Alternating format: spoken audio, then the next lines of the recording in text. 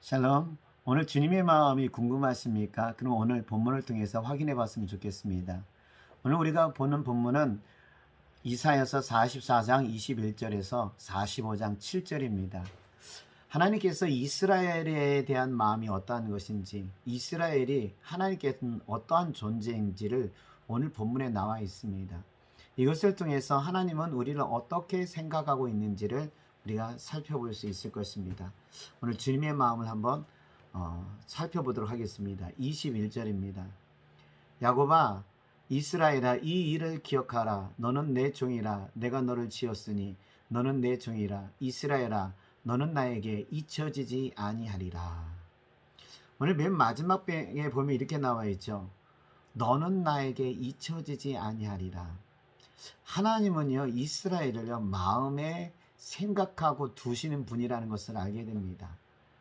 그리고 이스라엘을 잊어버릴 수가 없다는 것입니다.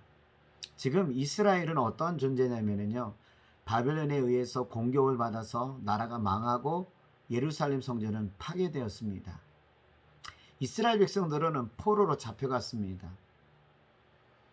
이스라엘 백성들이 생각하기에 하나님이 자신들을 버렸고 자신들은 이제 하나님에게 있어서 잊혀진 존재라고 생각을 하였을 것입니다. 근데 주님은 이거에 대해서 이야기하는 겁니다. 너는 나에게 잊혀지지 아니하리라. 이스라엘을 잊을 수가 없다는 것입니다.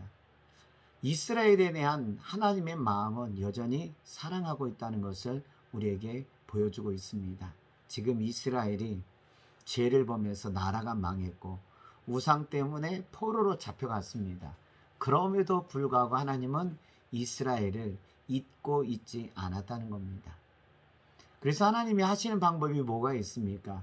이스라엘을 다시 약속의 땅 가나안으로 보내기 위해서 아주 위대하고 거대한 일을 하나를 계획하게 됩니다. 바사왕 고레스를 일으키시는 겁니다. 대제국의 왕이었던 바벨론과 북방에 있는 작은 나라에 불과하다고 생각하는 고레스 왕이 붙게 됩니다.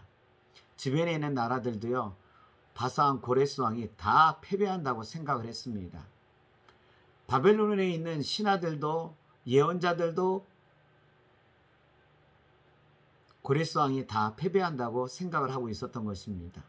그래서 전쟁이 벌어졌을 때 바벨론은 어떤 일이 있었냐면요, 잔치를 벌이고 있었습니다. 성이 포위되어서 계속해서 고레스 왕이 공격하는데 너희들 쯤은 얼마든지 이길 수 있다 하면서 잔치를 벌이고 있었습니다. 근데 바벨론의 성이 무너지고 점령당하고 마는 겁니다.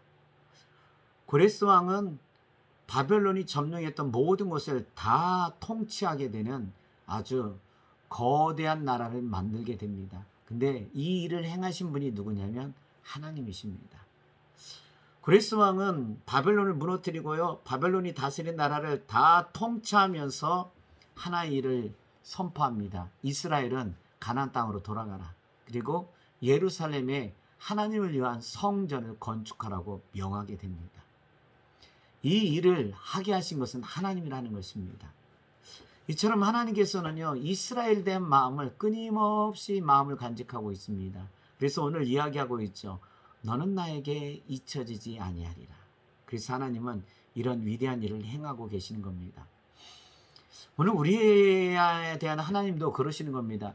너는 나에게 잊혀지지 아니하리라. 하나님은요, 우리를 잊지 않고 있었던 것입니다.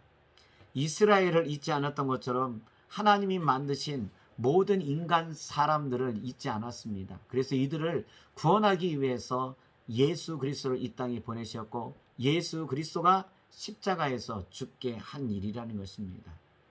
하나님이 우리를 잊었다면요, 이스라엘만 구원하고 예수님을 오시지 않았을 겁니다. 근데 이스라엘뿐만 아니라 모든 나라와 민족을 구원하기 위해서 예수님께서 오셨다는 겁니다. 내가 너희를 어찌 잊을 수 있을까라는 것은 예수님을 통해서 우리에게 보여주고 있는 겁니다. 그러니 여러분, 오늘 하나님은 우리를 한 번도 잊지 않고 포기한 적이 없습니다. 지금도 하나님의 사랑은 우리에게 계속 진행이 되고 있다는 것입니다.